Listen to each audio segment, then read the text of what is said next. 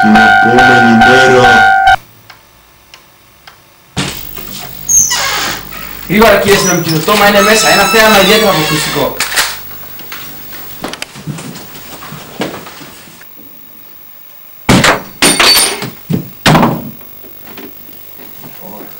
Ωχ, πάω να φωνάξω το Μαξέπ.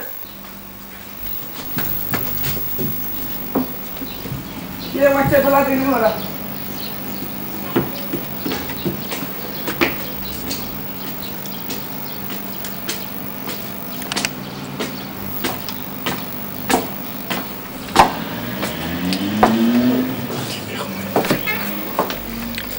Detective Μαξέπ. Προσοχή, Detective Μαξέπ. Το θέμα είναι για γερά νεύρα. Σε παρακαλώ, αγόρι μου. Έχω δει και χειρότερα. Κάνε πέρα.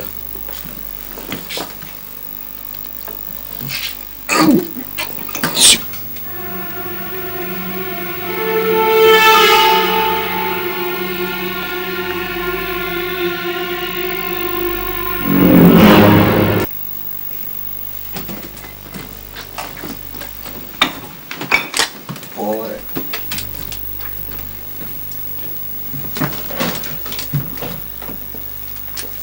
Να πάρει.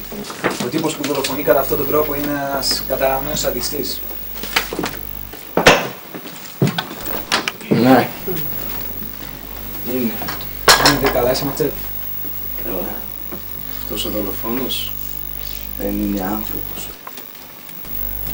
Αυτός ο ιστός είναι 15 φορές μεγαλύτερος από τον ιστό της μαράχνης μαύρης χήρας.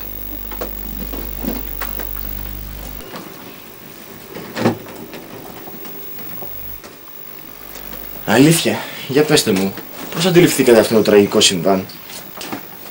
Εγώ είμαι ο ιδιοκτήτης αυτής της πολυκατοικίας. Και όπως κάθε μήνα, έτσι και προχθές, ήρθα από εδώ πέρα για να εισπράξω τα ενίκια, ξέρετε. Χτυπούσα το κουδούνι, φώναζα, τίποτα, καμιά απάντηση. Το παιδί είχα να το δω 2 μέρες. Αναγκάστηκα, καταλαβαίνει, με τα κλειδιά να ανοίξω και να μπω μέσα να ελέγξω τι συμβαίνει. Περπατώντας να πούμε, ξαφνικά ανοίγω αυτή την πόρτα και βλέπω αυτό το αποκρουστικό θέαμα.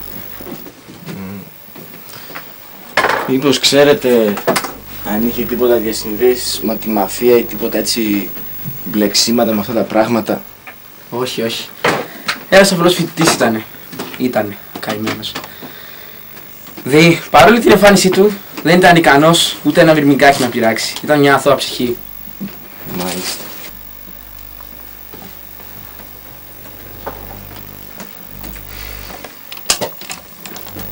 Τέλος πάντων. Τα υπόλοιπα θα τα καταθέσετε στην αστυνομία. Μάλιστα. Έχω ήθελα έτσι γενικές πληροφορίες για το φόνο. Καταλαβαίνω. Μαζέψτε τον. Σε ποιον ιατρό δικαστή να τον πάμε? Στον Δόκτωρ Ραβίνσκι. Θα περάσω εγώ με τον συνάδελφό μου. Μα θα πρέπει να περιμένεις μια μέρα για να εξακριβώσεις τις γενικές αιτίες της δολοφονίας σου. Τώρα μωρέ, εντάξει.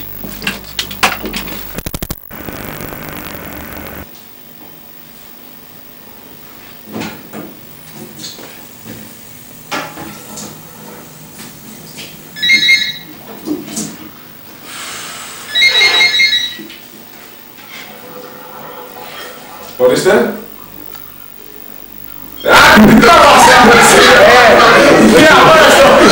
Είναι από τους καλύτερους Ρώσους ιατροδικαστές.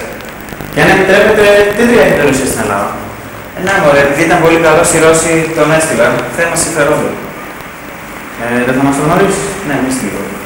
Δόκτωρ Ιβάνοφ. Μισό λεπτό.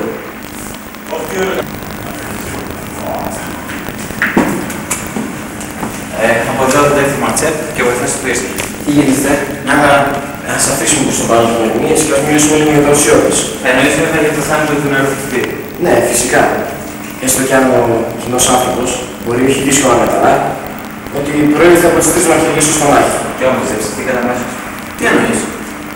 Θα σας εξηγήσω και να μην υποστηθείτε ότι αφού φύγετε από εδώ δεν θα με καταδώσετε σε ψυχιατρίο. Δεν καταλαβαίνω. Θα καταλάβεις αμέσως. Η αιτία θανάτου του φοιτητή ήταν μια μαχαιριά στην καρδιά και στον αριστερό πνεύμα.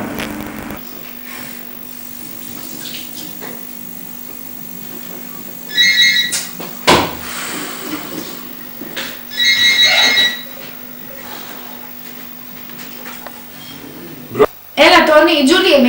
Έλα ρε Τζούλια, τι έγινε? Πόρε, 2 χρόνια εκεί στη Βόνη, επιτέλους ρε. Δεν μπορεί να κράτησε 2 χρόνια, αλλά κέρδισα πολλά λεφτά. Οι δουλειές πήγανε πολύ καλά. Τα καζίνο μου στην Ελλάδα πέρασαν τεράστια κρίση λόγω του μεγάλου ανταγωνισμού. Τα 2 καζίνο όμως που έφτιαξα στη Βόνη μου απέφεραν πολλά κέρδη. Εσύ πώς θα πας? Τα συνηθισμένα. Τι τα θες? Από δουλειά σε δουλειά γυρνάω. Μάλιστα ορισμένες φορές αναγκάζομαι να κάνω και 2 δουλειές συγχρόνως. Τι τα θες? Επιβίωση. Έτσι είναι η ζωή, παιδί μου.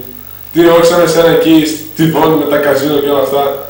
Μάλιστα τώρα εγώ σηκώνομαι κάθε πρωί και τριγυρνάω και πουλάω αρχεία. Για να σκεφτώ. Θέλεις να πάρει τέλος το μαρτύριό σου? Και το ρωτάς?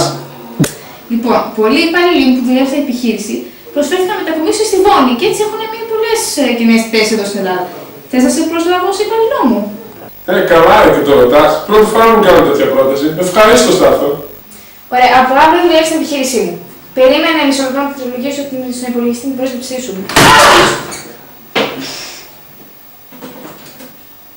Έλα ρε, τι έγινε? Τι έπαθες? Είσαι καλά? Να κάνω σε κανένα στολοφόρο? Όχι, εντάξει, καλά είναι. Δεν ξέρω τι έπαθα, και κάπως μπήκε μέσα και να με χτυπάει στα κόκκαρα με ένα σφύρι, δεν ξέρω, τέλος πάντων. Τώρα μου φύγε κάπως, εντάξει. Μόλις άνοιξα τον υπολογιστή μου πέρασε ο πόνος, δεν ξέρω. Τέλος πάντων, θα τα αφήσουμε τώρα. Περίμενα να του λογίσω την πρόσληψή σου, περίμενα.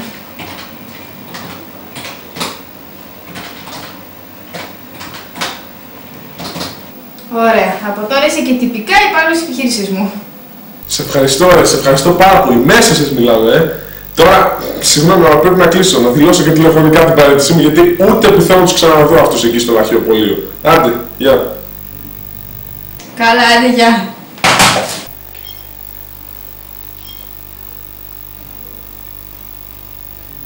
Τζουλία, Τζουλία, Τζουλία, ξέχασε το τηλέφωνο ανοιχτό, κλείστο. Να σπίσω υπολογιστή. Τζουλία, Τζουλία, τι έπαθες? Τζουλία, μίλησέ μου.